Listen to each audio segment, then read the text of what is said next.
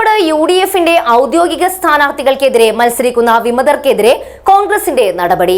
20ലധികം നേതാക്കളെയും പിന്തുണച്ചവരെയും പ്രാഥമിക അംഗത്വത്തിൽ നിന്ന് പുറത്താക്കി. ജില്ലയിലെ വിവിധ പഞ്ചായത്തുകളിലും ബ്ലോക്ക് പഞ്ചായത്തുകളിലും നീലേശ്വരം നഗരസഭയിലുമടക്കം വിമതർ വ്യാപകമായി രംഗത്തു വന്ന സാഹചര്യത്തിലാണ് നടപടി.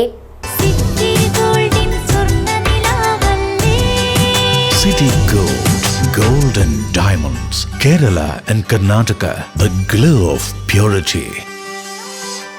തദ്ദേശ സ്വയംഭരണ സ്ഥാപനങ്ങളിലേക്ക് നടക്കുന്ന തിരഞ്ഞെടുപ്പിൽ UDF ഔദ്യോഗിക സ്ഥാനാർത്ഥികൾക്കെതിരെ വിമതരായി മത്സരിക്കുന്ന ഈസ്റ്റലേരി ഗ്രാമപഞ്ചായത്തിലെ 1-ാം വാർഡിൽ ജെയ്സൺ തോമസ്, 3-ാം വാർഡിൽ ജെസ്സി ടോം, 7-ാം വാർഡിൽ ജോൺ പേണ്ടാനം, 9-ാം വാർഡിൽ മാത്യു സെബാസ്റ്റ്യൻ, 14-ാം വാർഡിൽ ത്രേസ്യാമ ടോമി, കള്ളാർ ഗ്രാമപഞ്ചായത്തിലെ 10-ാം വാർഡിൽ PM ബേബി, പാലത്തനാടിയിൽ കുമ്പള ഗ്രാമപഞ്ചായത്തിലെ 18-ാം വാർഡിൽ സെമീറ റിയാസ്, എൺമകജെ ഗ്രാമപഞ്ചായത്തിലെ 14-ാം വാർഡിൽ അബ്ദുൽ ലത്തീഫ്, ബളാൾ ഗ്രാമപഞ്ചായത്തിലെ 10-ാം വാർഡിൽ സനോജ് മാത്യു, ചെങ്കള ഗ്രാമപഞ്ചായത്തിലെ 10-ാം വാർഡിൽ സലിം യടനീർ, ചെമ്മനാട് ഗ്രാമപഞ്ചായത്തിലെ 9-ാം വാർഡിൽ മാധവി മുണ്ടോൾ, ചെറുവത്തൂർ ഗ്രാമപഞ്ചായത്തിലെ 16-ാം വാർഡിൽ P വിജയൻ, നീലേശ്വരം നഗരസഭ 34-ാം വാർഡിൽ V ഉഷ, കാസർഗോഡ് ബ്ലോക്ക് പഞ്ചായത്ത് എരിയാൾ ഡിവിഷനിൽ പർവീൻ ടീച്ചർ, മഞ്ചേശ്വരം ബ്ലോക്ക് പഞ്ചായത്ത് പുത്തികെ ഡിവിഷനിൽ ഷുക്കൂർ കനാജെ എന്നിവരെയും വിമത സ്ഥാനാർത്ഥികൾക്ക് വേണ്ടി പ്രവർത്തിക്കുന്ന കള്ളാർ ഗ്രാമപഞ്ചായത്തിലെ സജി മണ്ണൂർ, ജോഷി പാലത്തനാടിയിൽ കുമ്പള ഗ്രാമപഞ്ചായത്തിലെ റിയാസ്,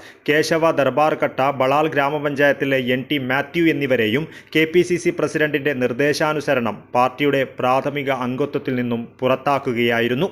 DCC പ്രസിഡന്റ് PK ഫൈസലാണ് ഇക്കാര്യം അറിയിച്ചത്. വിമതർ രംഗത്ത് വന്നത് പാർട്ടിക്ക് അവമതിപ്പുണ്ടാക്കുന്ന സാഹചര്യത്തിലാണ് ഇത്തരത്തിൽ കടുത്ത നടപടി സ്വീകരിച്ചതെന്നാണ് നേതൃത്വം വ്യക്തമാക്കുന്നത്. News bureau, Kasaragod.